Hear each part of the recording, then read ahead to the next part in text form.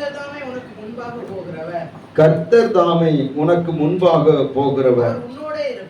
அவர் உன்னோடே இருப்பார். அவர் உன்னை விட்டு விலகுவதும் இல்லை, உன்னை கைவிடுவதும் இல்லை.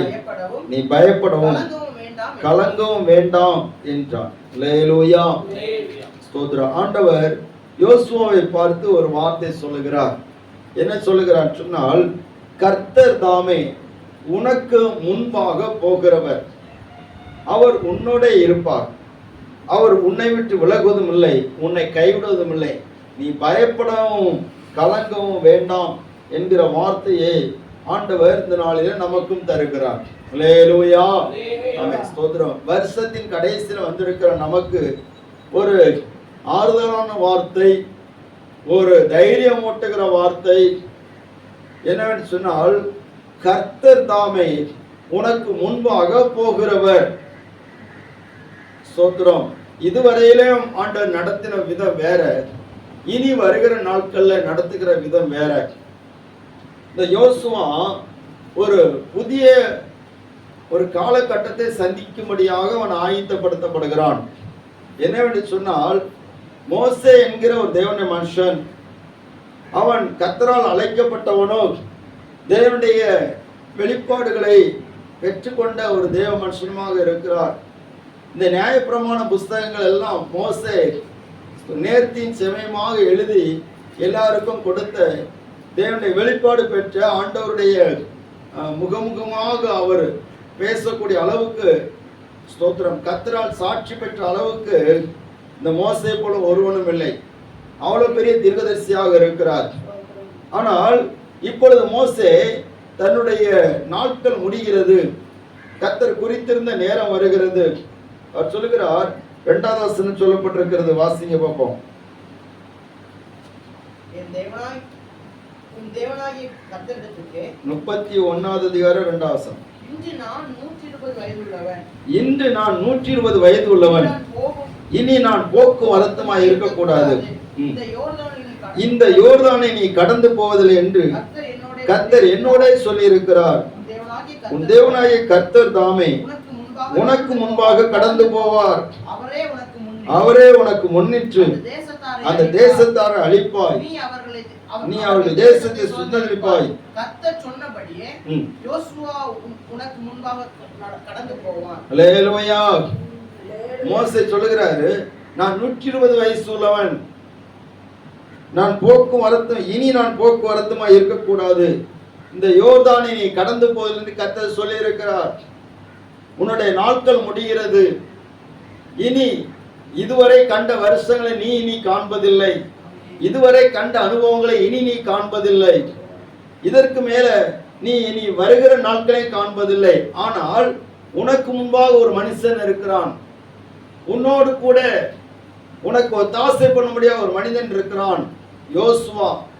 அவனை நீ தைரியப்படுத்தி சொல்லி மோசேக்கு ஆண்டவர் கட்டளையிட்டபடினாலே மோசே யோசுவாவை கூப்பிட்டு இந்த வார்த்தை சொல்கிறார், கர்த்தர் தாமே உனக்கு முன்பாக கடந்து போகிறவர். அல்லேலூயா, அல்லேலூயா. கர்த்தர் தாமே உனக்கு முன்பாக போகிறவர். ஸ்தோத்திரம். யோசுவா ஒரு பயப்படுகிற நிலைமையில இருக்கிறார், கலங்கி போன நிலைமையில இருக்கிறார்.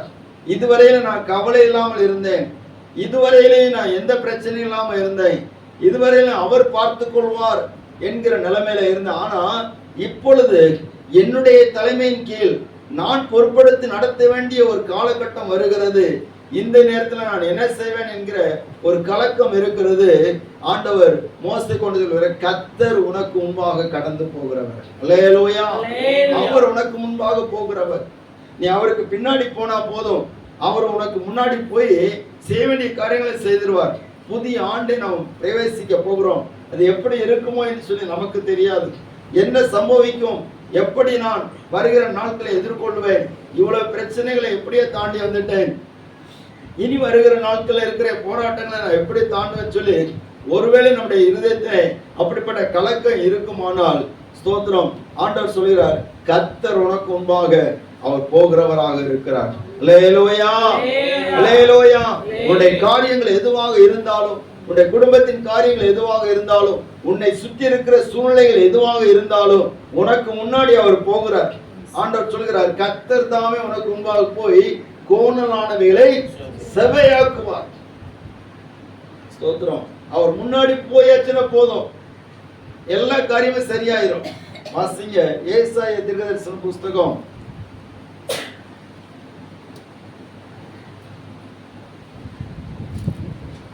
45வது அதிகாரம்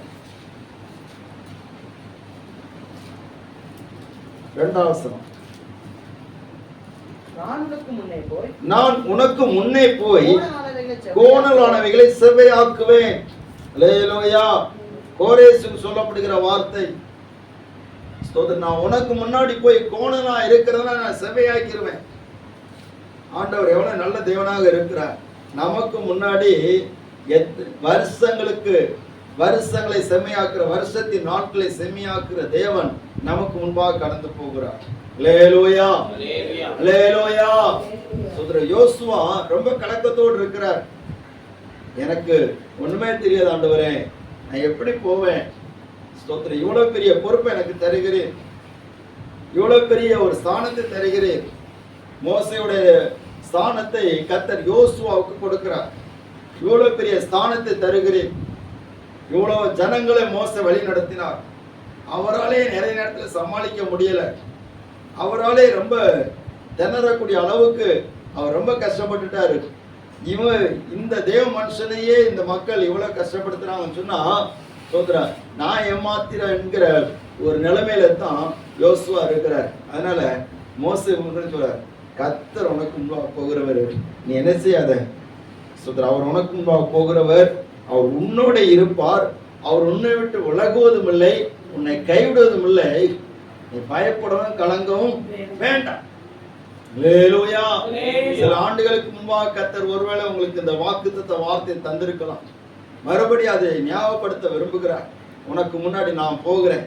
சோதரா, நீ எதுக்குமே நீ பயப்படாத. உன்னோடு இருக்கிற சூழ்நிலைகளை பார்த்து நீ பயப்படவே பயப்படாத. உன் தேவையை பார்த்து பயப்படாத. சோதரா, அது எல்லாவற்றையும் அவர் பார்த்து கொள்வார். நீ பயப்படவே பயப்படாத. அல்லேலூயா. சோதரா, ஆண்டவருடைய நாமம் மகிமைப்படுவதாக. அன்பானவர்களே, அவர் முன்பாக போகிற போது என்ன நடக்கிறதுன்னு சொன்னால், முதல்ல நம்ம பார்க்கும்போது சோதரா, ஆண்டவர் இந்த யோசுவாவுடைய நிலைமையை மாற்றுகிறார். அல்லேலூயா. என்ன, அதுவரையில் அவன் ஒரு பணிவிடைக்காரனாக இருந்தான். மோசே சொல்லுகிறதை யோசுவா நிச்சயவார் செய்வார். ஒரு குறுகின வட்டத்துக்குள்ள இருந்தார். ஸ்தோத்திரம். ஆனால் ஆண்டவர் முன்பாக செல்லுகிற போது இந்த மோசையுடைய தரமே மாறுகிறது. யோசுவாவுடைய தரமே மாறுகிறது. யோசுவாவுடைய அந்த தன்மைகள் எல்லாம் மாறுகிறது. யோசுவாவுடைய அந்த பொறுப்புகள் எல்லாம் மாறுகிறது. ஒரு ப்ரமோஷன் என்று கிடைக்கிறது. அல்லேலூயா. ஒரு குறுகின வட்டத்திலிருந்து பணிவிடைக்காரன் என்கிற நிலைமையில் இருந்து தலைவன் என்கிற நிலைமைக்கு யோசுவா உயர்த்தப்படுகிறான். அல்லேலூயா. ஸ்தோத்திரம். நான் விசுவாசிக்கிறேன், கர்த்தர் உங்களை அப்படி ஒரு உயர்வுல கர்த்தர் கொண்டு வருவார். ஸ்தோத்திரம். உங்க குடும்பத்துல, நீங்க வேலை செய்யற இடத்துல ஆண்டவர் அப்படி கொண்டு வருவார். ஸ்தோத்திரம். ஒரு ஆவிக்குரிய வட்டாரத்திலே கர்த்தர் உங்களை உயர்ந்த நிலைமையிலே கொண்டு வருவார். அல்லேலூயா. ஸ்தோத்திரம். பாருங்க, இரண்டாவது பார்க்கும்போது இந்த யோசுவா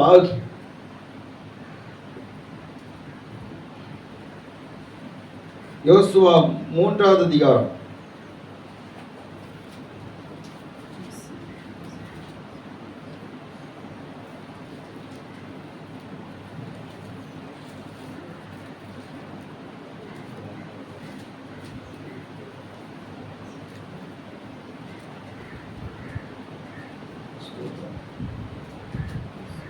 யோசுவா 3வது அதிகாரத்துல 13வது வசனத்தை வாசிக்கலாம்.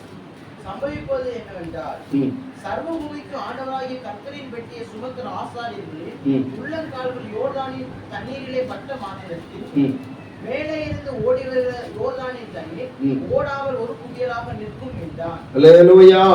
ஸ்தோத்திரம். இந்த யோசுவா அவர் சொல்லுகிறாரு, ஸ்தோத்திரம், சர்வபூமியுடைய ஆண்டவருடைய பெட்டி இந்த யோர்தானுக்குள்ள கடந்து போகிற போது அங்கிருந்து புறப்பட்டு வருகிற தண்ணீர் நிச்சயம் நிற்கும். ஸ்தோத்திரம். அற்புதங்களை செய்கிறார். இந்த யோசுவா மூலமாட்டு கர்த்தர் அற்புதங்களை செய்கிறார். அவருக்கு முன்னாடி போய் எந்தெந்த தடைகள்லாம் இருக்குதோ எல்லாவற்றையும் கர்த்தர் நினைச்சார் மாற்றுகிறார். அல்லேலூயா, அல்லேலூயா. நம்முடைய முன்னேற்றத்துக்கு, நம்முடைய உயர்வுக்கு, நம்முடைய தேவன் வைத்திருக்கிற இலக்கை அடைவதற்கு இருக்கிற பல தடைகள் நமக்கு முன்பாக வரலாம். தடைகள் வராதுன்னு சொல்லி அல்ல, சோத்திரம். அது எல்லாவற்றையும் ஆண்டவர் மாற்றுவதற்கான அதிகாரத்தையும் மேன்மையும் கர்த்தர் இந்த யோசுவாவுக்கு கொடுத்தது போல நமக்கும் தேவன் நினைச்சுவார், தருவார். அல்லேலூயா. விசுவாசிக்கிறீங்களா? ஸ்தோத்திரம். ஆமென். அல்லேலூயா. அது மட்டுமல்ல, இந்த இஸ்ரவேல் ஜனங்களுக்கு முன்பாக கர்த்தர் சொல்கிறாரு, மோசே யோசுவா பத்தி, நான் இவர்களுக்கு முன்னாடி நான் உன்னை மேன்மைப்படுத்த போகிறேன். உன்னை அற்பமா நினைச்சிட்டு இருக்கிறாங்க, உன்னை ஏளனமா நகையாடி கொண்டிருக்கிறாங்க, அவங்க மத்தியில நான் உன்னை மேன்மைப்படுத்துவேன்னு சொல்லுகிறார். இஸ்ரவேல் ஜனங்கள் எல்லாரும் நினைச்சாங்க, இந்த யோசுவா எப்படி நம்மளை நடத்த போகிறார், இந்த யோசுவா எப்படி நமக்கு கானான் தேசத்தை சுதந்திரிக்க பண்ண போகிறார். ஸ்தோத்திரம். இவன் சின்ன பையனாக இருக்கிறான். ஸ்தோத்திரம். மோசே கூட அவர் சீனாய் மலையில போய் இருந்து ஆண்டோடைய வார்த்தையை பெற்றுக்கொண்டு நமக்கு வந்தார். ஆனா இந்த யோசுவாவுக்கு அப்படிப்பட்ட அனுபவங்களா கிடையாது. மோசையோட அனுபவம் வேற, யோசுவாவுடைய அனுபவம் வேற. ஸ்தோத்திரம். அல்லேலூயா. இந்த யோசுவாவுக்கு தெரிந்ததெல்லாம் சொல்லுகிறத செய்யணும், அது மட்டும் தான் தெரியும். யுத்தம் பண்ணணும்னா யுத்தம் பண்ணுவாரு. ஸ்தோத்திரம். ஆசரிப்பு கூடத்துல ஏதாவது பணிவிடை செய்யணும் செய்வாரு, இது மட்டும் தான் தெரியும். ஆனா கர்த்தர் முன்பாக போகும்போது அற்பமாக எண்ணினவர்கள் மத்தியில இந்த யோசுவாவை கர்த்தர் மேன்மைப்படுத்துகிறார். எல்லாரும் மோசைக்கு எப்படி பயந்தார்களோ, மோசைக்கு எப்படி கீழ்ப்படிந்தார்களோ, அதே போல யோசுவாவுக்கும் கீழ்ப்படிபடியாக ஆண்டவர் செய்தார். அல்லேலூயா, அல்லேலூயா. ஸ்தோத்திரம். கர்த்தருடைய நாமம் இப்படி. கர்த்தர் தாமே உனக்கு முன்பாக போகிறவர், அவர் உன்னை மேன்மைப்படுத்துவார். ஸ்தோத்திரம். அவர் உன்னை விட்டு விலக மாட்டார், உன்னை கைவிட மாட்டார். ஸ்தோத்திரம். அவருடைய வார்த்தை சொன்னதுதான், அதுல எந்த மாற்றமும் இல்லை. அது மட்டுமல்லாது ஆண்டவர் இந்த யோசுவா மூலமாக இன்னொரு காரியத்தை செய்கிறார் பாருங்க. 12வது அதிகாரம்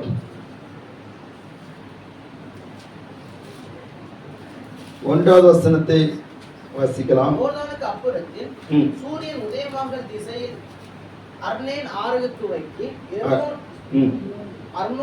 துவக்கி எர்மோன் மலை மற்றும் கிழக்கு சமபூமி எல்லை இல்லாமலுள்ள ராஜாக்களை இஸ்ரவேல் புத்திரர் முறியடித்து அவர்களுடைய தேசங்களை சுதந்திரித்துக் கொண்டார்கள். 24வது வசனம்.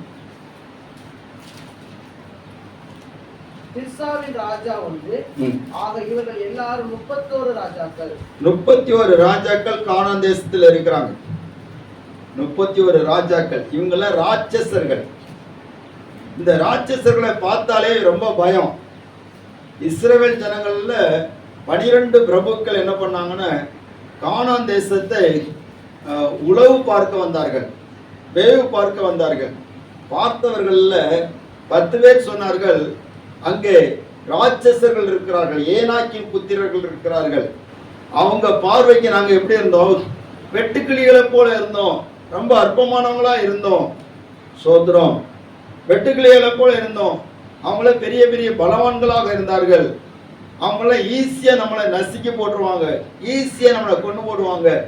அவங்களெல்லாம் மேற்கொள்ள முடியாது. ஏன்னா அவ்வளோ பெரிய உருவம், அவ்வளோ பெரிய பராக்கிரமசாலிகள். அந்த ராஜாக்கள் எல்லாரும் பயங்கரமானவங்க, கொடூரமானவர்கள். அவங்க எல்லாருமே அப்படிப்பட்டவர்களாம் இருக்கிறாங்க. கடற்கரை மணலை போல தெல்லான சேனைகள் அவர்களிடத்தில் இருக்கிறது, நல்ல இருப்பு ரதங்கள் இருக்கிறது. இவங்களெல்லாம் எப்படி மேற்கொள்வோம் என்கிற பல கேள்விகள் அவர்களுக்கு உண்டானது. அந்த கேள்விகளை இஸ்ரவேல் ஜனங்களுக்குள்ளால கொண்டு வந்து விட்டார்கள். அல்லேலூயா. அவங்க சொல்லிட்டாங்க, நம்ம போய் அதை போய் ஜெயிக்க முடியாது. தேசம் நல்லதா இருக்குது, ஆனா அங்க போய் ஜெயிக்க முடியாது. ஆனா ஸ்தோத்திரம், யோசுவாவும் காலேபும் சொல்றாங்க, அப்படி இல்ல, கர்த்தர் நம்மோடு இருந்தா போதும். இந்த வசனத்தை வாசிக்க பார்ப்போம். ஏனாமத்தின் புஸ்தகம்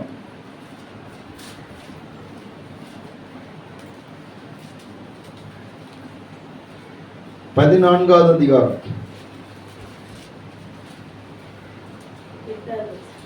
வாசிங்க. கர்த்தர் நம்மேல் பிரியமாயிருந்தால் கர்த்தர் நம்மேல் பிரியமாயிருந்தால் அந்த தேசத்தில் நம்மை கொண்டு போய் பாலும் தேன் ஓடுகிற அந்த தேசத்தை நமக்கு கொடுப்பார்.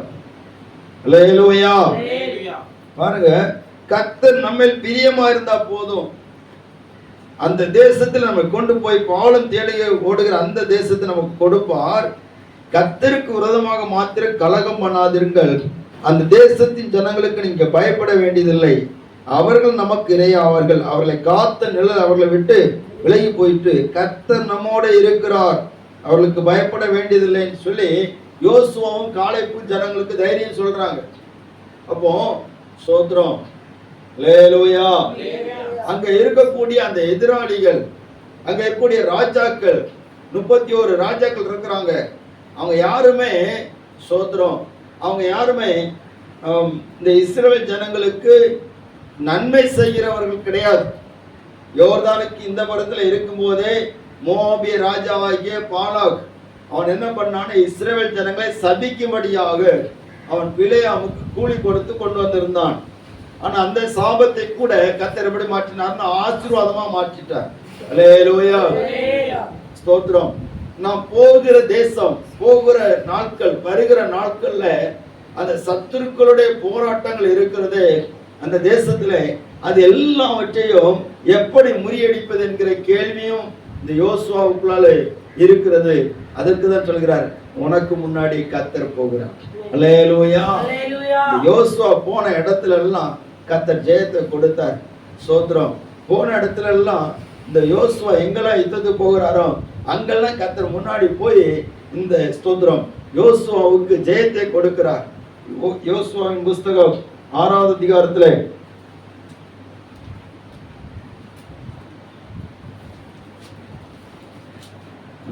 5வது அதிகாரம் 13-14.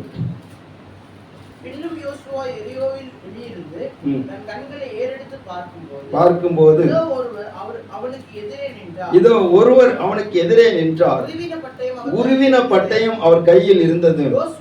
யோசுவா அவரிடத்தில் போய், நீர் எங்களை சேர்ந்தவரோ எங்கள் சத்துருக்களை சேர்ந்தவரோ என்று கேட்டான். அதற்கு அவர், அல்ல, நான் கர்த்தருடைய சேனையின் அதிபதியாய் இப்பொழுது வந்தேன். அப்பொழுது யோசுவா தரையிலே முகங்குப்புற விழுந்து பணிந்து கொண்டு அவரை நோக்கி, என் ஆண்டவர் தமது அடியானுக்கு சொல்லுகிறது என்னவென்று கேட்டான். அப்பொழுது கர்த்தருடைய சேனையின் அதிபதி யோசுவாவை நோக்கி, உன் கால்களில் இருக்கிற பாதரட்சைகளை கலற்றி போடு. அல்லேலூயா. யோசுவா அப்படியே செய்தான். ஆமென், ஸ்தோத்திரம். உனக்கு முன்பாக போகிறவர் சாதாரணமானவர் கிடையாது, சேனையின் அதிபதியாக போகிறவர். அல்லேலூயா. யோசுவாவுக்கு முன்னாடி அவர் போகிறார், சேனையின் அதிபதியாக உருவின பட்டயத்தை எடுத்துக்கொண்டு அவர் செல்லுகிறார். ஸ்தோத்திர தேவ பிள்ளைகளே, நமக்கு முன்பாக போகிறவர் உருவின பட்டயத்தோடு கூட நமக்கு முன்னாடி போய்கொண்டே இருக்கிறார். ஸ்தோத்திரம். அல்லேலூயா. நமக்கு எதிராக இருக்கிற எந்த விதமான பொல்லாதானுடைய போராட்டங்கள் எதுவாக இருந்தாலும், எந்த சூழ்ச்சியாக இருந்தாலும், அது எல்லாவற்றையும் முறியடிக்கிற கர்த்தர் நம்மோடு கூட இருக்கிறார். ஸ்தோத்திரம். ஆனபடினாலே நாம் ஸ்தோத்திரம், நாம் பயப்பட வேண்டியதில்லை. அல்லேலூயா. அவர் நமக்கு முன்பாக போகிறவர். ஸ்தோத்திரம். கர்த்தருடைய நாமம் மயப்படுவதாக. சத்துருக்களை மேற்கொள்ளும்படிக்கு அவர் முன்பாக போகிறார். கடைசியில் ஒரு காரியத்தை கூட சொல்ல விரும்புகிறேன். ஸ்தோத்திரம். அந்த கானான் தேசத்தை சுதந்தரிப்பதற்கு இந்த யோசுவாவை கர்த்தர் பயன்படுத்துகிறார். கானான் தேசத்துல உள்ள ஆசீர்வாதங்கள், நன்மைகள் எல்லாவற்றையும் யோசுவாவை கொண்டு சுதந்தரிக்க பண்ணுகிறார். ஆமென். அல்லேலூயா. புதிய ஆண்டுல கர்த்தர் அநேக நன்மைகள், இதுவரையிலையும்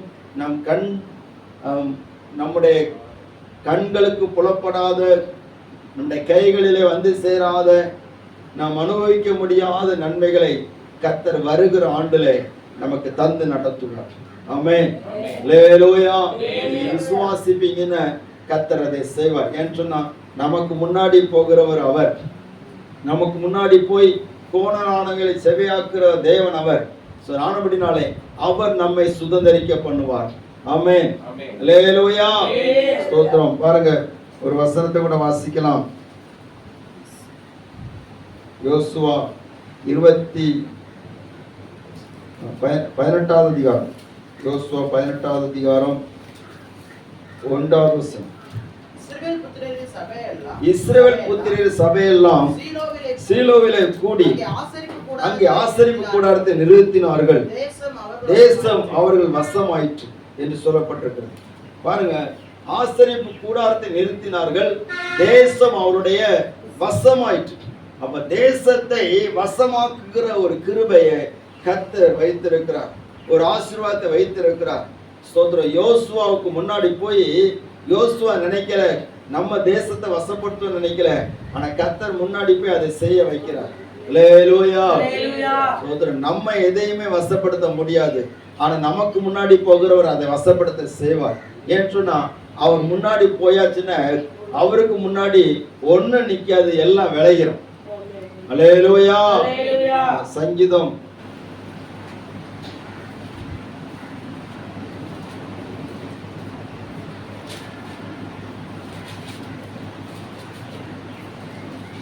114வது சங்கீதம்.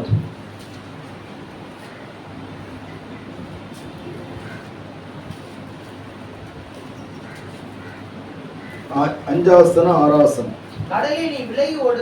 கடலே நீ விலகி ஓடுகிறதற்கும் யோர்தானே நீ பின்னிட்டு திரும்புகிறதற்கும் மலைகளே நீங்கள் ஆட்டுக்கடாக்களைப் போலவும் குஞ்சுகளை ஆட்டுக்குட்டிகளைப் போலவும் துள்ளுகிறதற்கும் உங்களுக்கு என்ன வந்தது? பூமியே நீ ஆண்டவருக்கு முன்பாகவும் யாக்கோபுடைய தேவனுக்கு முன்பாகவும் அதிரு. கண்மலையை தண்ணீர் தடாகமாகவும். அல்லேலூயா. கடலே நீ விலகி ஓடுகிறதற்கும் யோர்தானை நீ பின்னிட்டு திரும்புகிறதற்கும் மலைகளை நீங்கள் ஆட்டுக்கடாக்களைப் போலவும் குன்றுகளை நீங்கள் ஆட்டுக்குட்டிகளைப் போலவும் துள்ளுகிறதற்கும் உங்களுக்கு என்ன வந்தது? உங்களுக்கு என்ன ஆச்சு? நீங்க ஏன் விலகி ஓடுறீங்க? கடல் கூட விலகி ஓடுது, மலைகள்லாம் துள்ளுகிறது, யோர்தான் பின்னிட்டு திரும்புகிறது. என்ன வந்ததுன்னு சொன்னா அங்க சொல்லப்பட்டிருக்குது. ஸ்தோத்திரம். நீ ஆண்டவருக்கு முன்பாகவும் யாக்கோபுடைய தேவனுக்கு முன்பாகவும் அதிரு. அவருக்கு முன்னாடி நீ அதிரதான் செய்யணும். அவருக்கு முன்னாடி இருக்கிற தடைகள் சொல்லி ஒன்றுமே கிடையாது. ஸ்தோத்திரம். அவர் முன்னாடி போனாலே எல்லாமே நிச்சயம் விளையிறோம். அல்லேலூயா. ஸ்தோத்திரம். எல்லாமே சொந்தமாகும், எல்லாமே ஆண்டவர் சுதந்திரிக்க பண்ணுவார். ஸ்தோத்திரம். அருமையானவர்களே, அவர் நமக்கு முன்பாக கடந்து செல்கிறவராக இருக்கிறார். அப்படியானால் இந்த ஆசீர்வாதங்கள் நமக்கு கிடைக்கிறது. அவர் நம்மை மேன்மைப்படுத்துகிறவராக இருக்கிறார். நம்மை கொண்டு அவர் உயர்ந்த ஸ்தானத்தில் வைக்கிறவராக இருக்கிறார். எதிராளிகளை ஸ்தோத்திரம் ஜெயிக்க வைக்க போகிறார். நம்ம ஜெயிக்க முடியாத நிறைய விஷயங்களை கர்த்தர் வருகிற நாட்களில் ஜெயிக்க வைப்பார். அல்லேலூயா. இதெல்லாம் ஜெயிக்க முடியாதுன்னு சொல்லி நிறைய பேர் சவால் விட்டுட்டு இருந்தாங்களோ, பயந்து ஒதுங்கினாங்களோ, அது எல்லாவற்றையும் கர்த்தர் நம்மை கொண்டு ஜெயிக்க வைப்பார். ஸ்தோத்திரம். எந்த பிரச்சனையானாலும் ஜெயிக்க வைப்பார். கடைசியாக ஸ்தோத்திரம் எல்லைகளை அந்த தேசத்தை சுதந்திரிக்கும்படியாக வசப்படுத்தும்படியாக ஆண்டவர் செய்வார். அல்லேலூயா. விசுவாசிக்கிறேன், நம்முடைய பகுதியை கர்த்தர் நமக்கு வசப்படுத்துவார். ஆமென். அல்லேலூயா. ஸ்தோத்திரம். எல்லா இடங்களையும் கர்த்தர் வசப்படுத்துவார். ஸ்தோத்திரம். அப்படி அவர் நமக்கு முன்பாக கடந்து செல்லுன்னு சொன்னா சில காரியங்கள் இருக்கிறது. அதை மட்டும் நாம் தியானித்து நாம் ஜெபிக்க போகிறோம். ஸ்தோத்திரம். உபாகமம் 31:8 மறுபடியும் வாசிங்க பார்ப்போம்.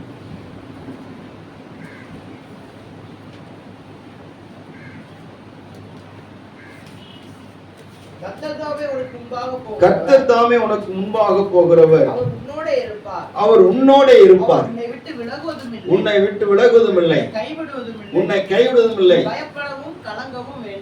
நீ பயப்படவும் கலங்கவும் வேண்டாம் என்றான். கர்த்தர் தாமே உனக்கு முன்பாக போகிறவர். அவர் உனக்கு முன்னாடி போகிறதுனால நீ செய்ய வேண்டிய ஒரு காரியம் சொன்னா, நீ பயப்படவும் வேண்டாம், கலங்கவும் வேண்டாம். அல்லேலூயா. ஸ்தோத்திரம். யோசுவாவின் புத்தகம் 1வது அதிகாரம் 5வது வசனம் 6வது வசனம்.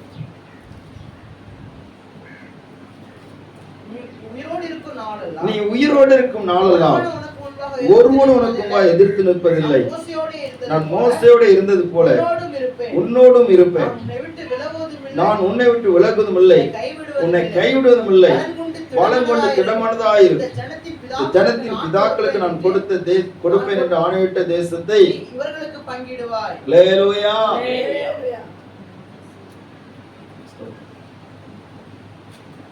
அப்போ நீ பயப்பட வேண்டாம், கலங்கவும் வேண்டாம், திகைக்க வேண்டாம்.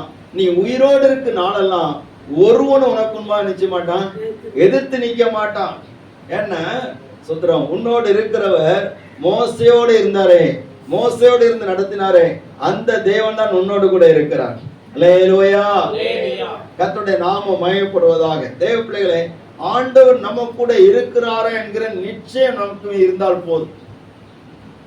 அவர் நம்ம கூட இருக்கிறார் நிச்சயம் இருந்துன்னு சொன்னா நம்ம எந்த காரியத்தை குறித்து பயப்பட மாட்டோம், கலங்கவும் மாட்டோம். பாருங்க, சில நேரத்துல பயம் வந்து விடுகிறது, கலக்கம் வருகிறது. இதுவரையிலும் உங்களுக்கு சில பயங்கள் இருக்கலாம். ஆண்டவர் புதிய ஆண்டை சந்திக்க போகிற உங்களை பார்த்து சொல்கிறார், நீ பயப்படாதே, நீ கலங்காத, நான் உன் கூட இருக்கிறேன் என்கிற விசுவாசம் உனக்கு எப்போ இருந்தா போதும். சோத்திரம். நீ மனிதர்களை பார்த்து சூழலை பார்த்து பயந்துகிட்டே இருக்காது. இவ்வளவு பெரிய காரியம் இருக்கிறது, எவ்வளவு பெரிய விஷயங்கள் இருக்கிறது, என்னென்ன காரியங்களுமோ இருக்குது, இதெல்லாம் எப்படி செய்ய முடியும்? பயப்படாதே. ஸ்தோத்திரம். உன்னுடைய நிலைமைக்கு மிஞ்சின போராட்டங்கள் தான் நிறைய இருக்குது, ஆனா அதை பார்த்து நீ பயப்படாத. அல்லேலூயா. ஸ்தோத்திரம். ஒரு கோலியாத்தை பார்த்து இஸ்ரவேல் ஜனங்கள் எல்லாரும் பயந்துட்டே இருந்தாங்க. பயந்து பயந்து இருக்க இருக்க அந்த கோலியாத்து ரொம்ப மேல போயிட்டே இருந்தான். ஆனா கர்த்தர் கூட இருக்கிறாரு நிச்சயத்தோட ஒரு மனுஷன் வந்து பயப்படாம அந்த கோலியாத்தை ஒரு சின்ன கல்லை வச்சு அடிச்சா கீழே வந்துடும். அல்லேலூயா. சோதரம்.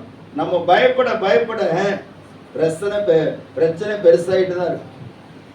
சிலரை பார்த்தீங்கன்னா, நேற்று ஒரு அம்மா சொல்லிட்டு இருந்தாங்க, பாஸ்டர் எங்க வீட்டுல நடக்கிற காரியங்களை பார்த்து நிறைய கோபம், அது எரிச்சல் பிடிச்சவங்க நிறைய இருக்கிறாங்க. எரிச்சலின் போராட்டங்கள் இருக்கிறது, வன்கண்ணின் போராட்டம் இருக்குது, நிறைய பேருடைய கண்ணு பயங்கரமா இருக்குது. நான் சொன்னேன், சோதரன், எரிச்சல் இருக்கதான் செய்யும், வன்கண் இருக்கதான் செய்யும், நிறைய பேருடைய பொறாமையின் ஆவியில் கிரியச்சதான் செய்யும். உங்களை பார்த்தாலே நிறைய பேருக்கு அப்படிதான் இருக்கும். ஆனா நீங்க அதை பார்க்க கூடாது. யாரை பார்க்கணும்னா உங்க கூட இருக்கிற கர்த்தரை பாருங்க, உங்களுக்கு எந்த பயமும் இருக்க. அல்லேலூயா. சில நேரத்துல எரிச்சல் பிடிச்சவங்களை பார்த்து பயந்து போறேன், இந்த ஆளுக்கு கண்ணு பட்டாலே நம்ம குடும்பம் விளங்காது அப்படின்ட்டு நினைக்கிறவங்க இருக்கிறாங்க. அல்லேலூயா. அவங்கள நம்ம பார்க்க கூடாது, கர்த்தரை பார்க்கணும். அவர் கூட இருக்கிறத நம்ம சரியா உணர்ந்துட்டாச்சுன்னா நம்ம எந்த காரியத்தை கொடுத்து பயப்படவே மாட்டோம். சோத்திரம். அதெல்லாம் என்ன செய்ய போகுது? ஆண்டவரை மிஞ்சி ஒண்ணுமே நினைச்சியாது வராது. இந்த யோசுவாவுக்கு ஆண்டவர் சொல்ற, நீ பயப்படாத, தைரியமா இரு, திடமானதா இரு.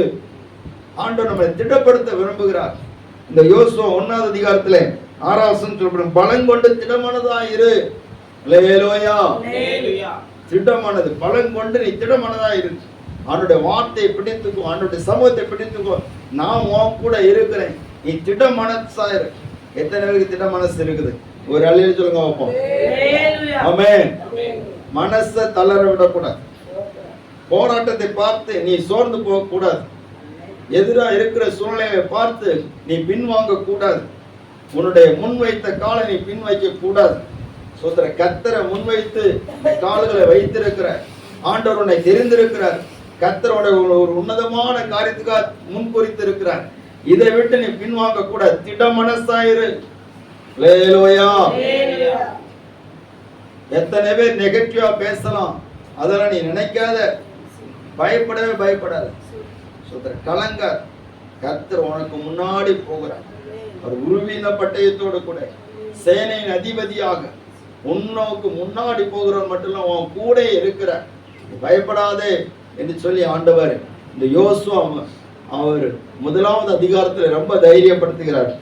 ஸ்தோத்திரம். அல்லேலூயா. 9ஆவது வசனத்தை வாசிங்க பார்ப்போம். நான் உனக்கு நான் உனக்கு கட்டளையிடவில்லையா? பலங்கொண்டு திடமனதாயிரு, திகையாதே, கலங்காதே. நீ போகும் இடமெல்லாம் தேவனாகிய கர்த்தர் உன்னோட இருக்கிறார். எவ்வளவு நல்ல வார்த்தை. சோத்திரம். ஆண்டவர் இந்த யோசுவாவுக்கு மோசே கூட இந்த அளவுக்கு தைரியப்படுத்தினது இல்லை. யோசுவாவை மறுபடி ஆண்டவர் தைரியப்படுத்துகிறார், நேரடியா பேசுகிறார். யோசுவாட்ட நான் உனக்கு கட்டளையிடவில்லையா? அப்போ யோசுவா எதை செய்யனாலும் ஒரு பயத்தோட தான் இருக்கிறார், ஒரு நடுக்கத்தோட இருக்கிறார். ஒருவேளை நம்ம சில காரியத்தை பார்த்து பயந்துகிட்டே இருக்கிறோம். இதுவரையில எப்படி எல்லாம் போயிட்டுங்க, இன்னும் கொஞ்ச நாள் தான் இருக்குது, எப்படி போகுதுன்னு தெரியல. பயப்படாதீங்க சொல்றேன், திட மனசா இருங்க, கலந்து போகாதீங்க. கர்த்தர் உங்களுக்கு முன்னாடி போகிறவர். அல்லேலூயா. இரண்டாவது, ஆண்டவர் நமக்கு முன்னாக போகிற போது நாம் செய்ய வேண்டிய முதலாவது காரியம், பயப்பட வேண்டாம், கலங்க வேண்டாம். நம்ம திட மனசா இருக்கணும். திட மனசு சொல்ற, தளர விடக்கூடாது. இங்கேயா அங்கேயா ஸ்தோத்திரம். குறி கேட்க போக கூடாது. அல்லேலூயா. எங்க போக கூடாது? குறி கேட்க போக கூடாது. ஸ்தோத்திரம். அப்படி ஆண்டவருக்குள்ள எப்படி இருக்கணும்? திட மனசா இருக்கணும். ஸ்தோத்திரம். மனுஷனுடைய வார்த்தை கேட்டு இருந்துச்சுன்னா நம்ம திட மனசெல்லாம் போயிடும். மனுஷனை பார்த்து நம்ம திட மனசெல்லாம் நினைச்சிடும், போயிடும். மனுஷன் நிறைவேற்றணும், நான் ஆச்சுன்னு சொல்லி சொல்லுவாங்க, ஆனா ஒருத்தரை நிக்க மாட்டான். உங்க கூட நான் இருப்பேன், அத்த வரைக்கும் இருப்பேன்னு சொல்லி சொல்லுவாங்க, ஆனா ஒருத்தர் இருக்க மாட்டாங்க. அல்லேலூயா.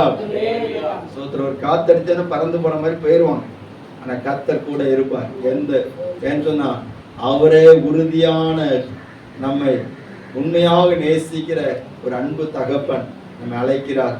திட மனசாயிரு. அல்லேலூயா.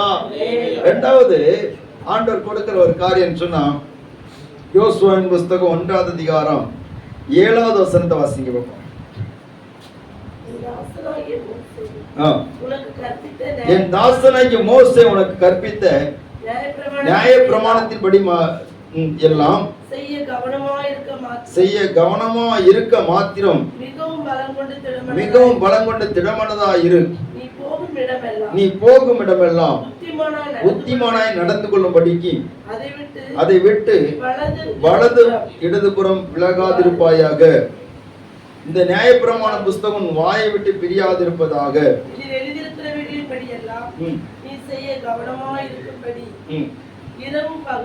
இரவும் பகலும் அதை தியானித்துக் கொண்டிருப்பாயாக.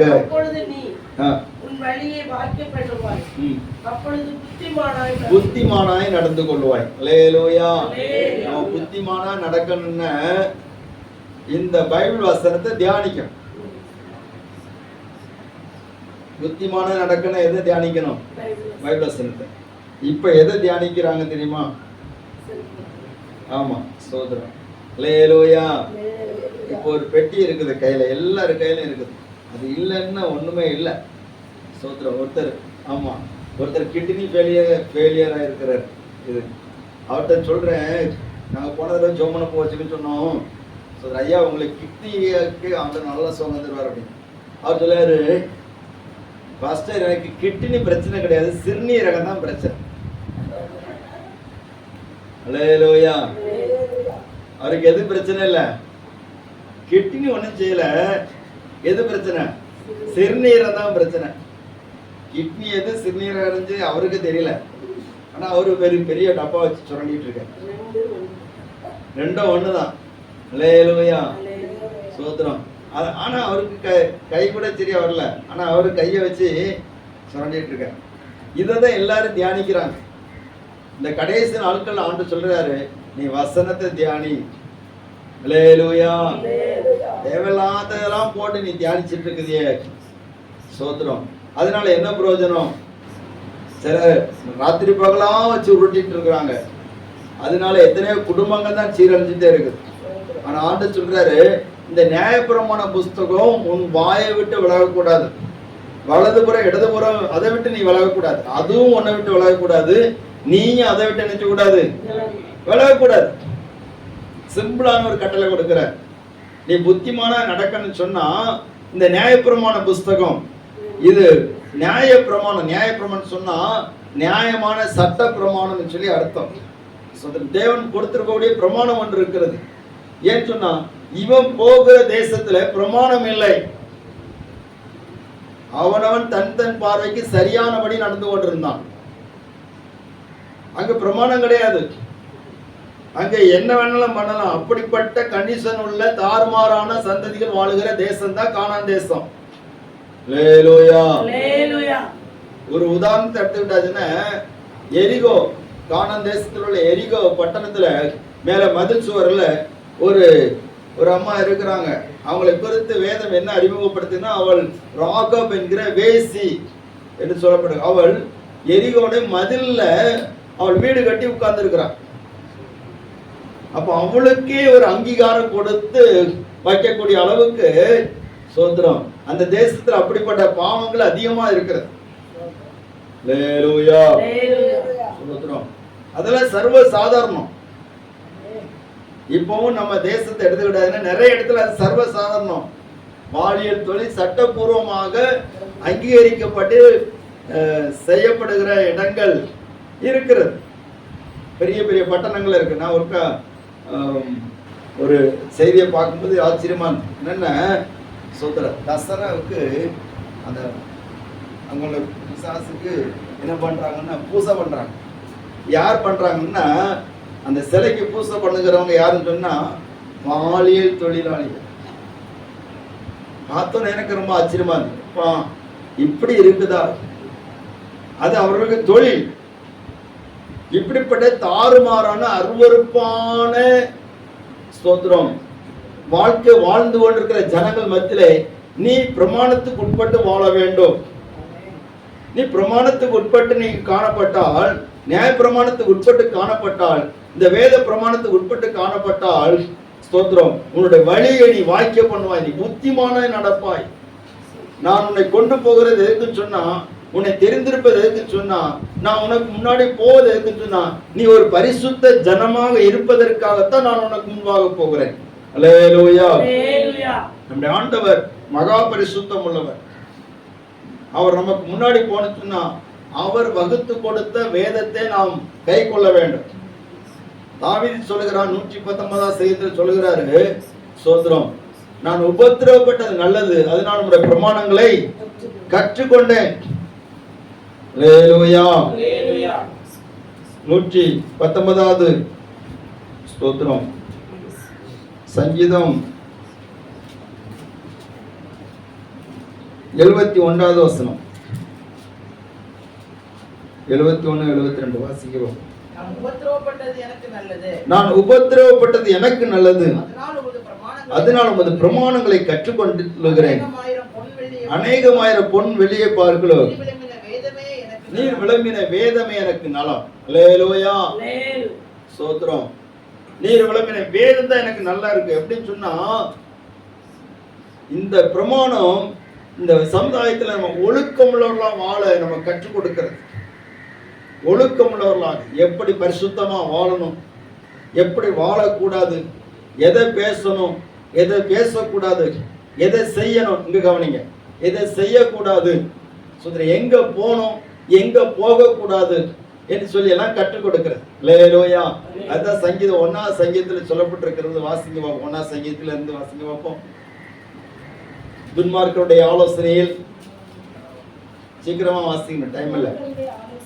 துன்மார்க்கருடைய ஆலோசனை நடவாமலும், பாவியருடைய வழியில் நில்லாமலும், பரியாசக்காரர் உட்காரும் இடத்தில் உட்காராமலும், கர்த்தருடைய வேதத்திலே பிரியமா இருந்து இரவும் பகலும் அவருடைய வேதத்தில் தியானமா இருக்கிற மனுஷன் பாக்கியவான்.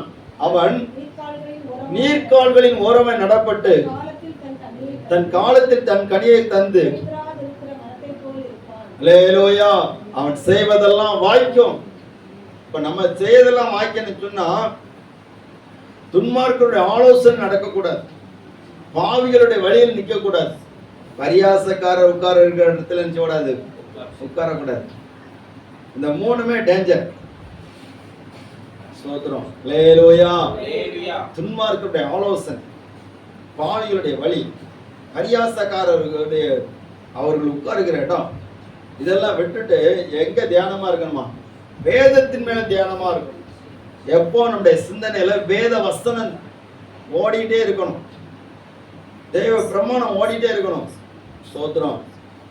பாருங்க, ஆண்டோடைய பிள்ளைகளுக்கு மற்றவர்களுக்கு என்ன வித்தியாசம் சொன்னா, இவங்க வசனத்தை முக்கியப்படுத்துவாங்க, மற்றவங்க எதை முக்கியப்படுத்துவாங்கன்னா சூழ்நிலையை முக்கியப்படுத்துவாங்க. அல்லேலூயா.